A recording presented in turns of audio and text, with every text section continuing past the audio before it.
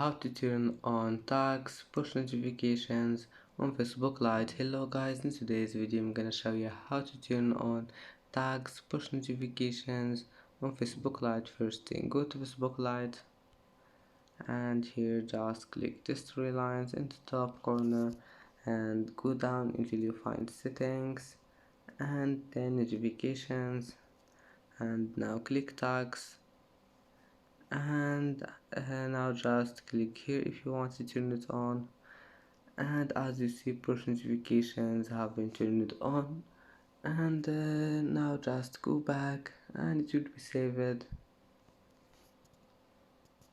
And that's it for today's video.